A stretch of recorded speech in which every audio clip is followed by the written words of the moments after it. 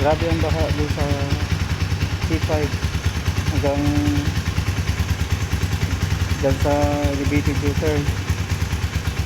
Sa traffic sila dyan dahil sa sobrang baha. Pero ito, sinulong ko siya. Nakayanan niya naman. Kaya lang yung busina ko naging ngungo na. Pasok ng tubig. Wala na. Sira na yung busina kong malakas. Guys, ito yung busina ko na nakakabit sa motor. Ito yung pinasok ng tubig kaya nangungo. Ngayon kinalas ko siya para itaktak ko na to eh. Tinaktak ko na sa basahan at may tubig nga sa loob. Ngayon papainitin ko siya ngayon dito sa kalan gamit ito kasi wala akong blower eh. Hiniram yung blower namin. Ito ngayon ang gagamitin ko.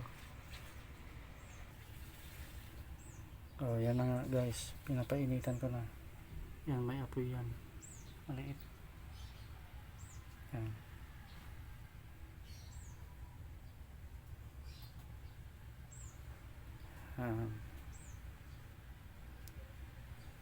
Mga isang piye ang taas niya mula dun sa apoy para hindi masunog.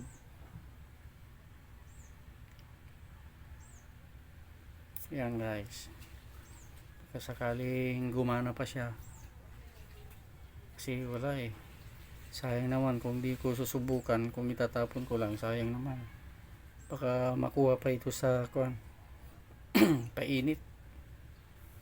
Update ko na lang kayo mamaya guys. Bye. Ito guys yung motor natin. Yan, ito yung pinasok, sinulong ko kasi ito doon sa baha noong Miyerkules. Yung isa, ito kinabit ko na yung isa. Yan, ito naman ang isunod natin yung kabit. Update ko na lang kayo mamaya guys. Kita nyo ba guys, yan, ito kakabit ko na yan dyan.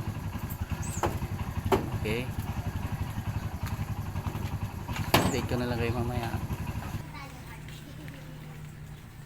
Yan guys, nakakabit na yung dalawang busina ito. Sakay. Ngayon susubukan natin kung gumagana naman na siya.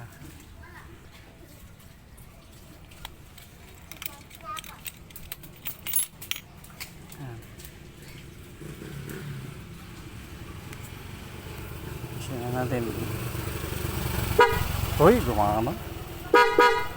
Uy, ayos. Diba guys? Ito lang ko, remedyo pala oh. Kahapon, wala yan. Malakas na ulit. Okay, thank you Lord. Alam nyo na gagawin nyo guys sa susunod. Bye.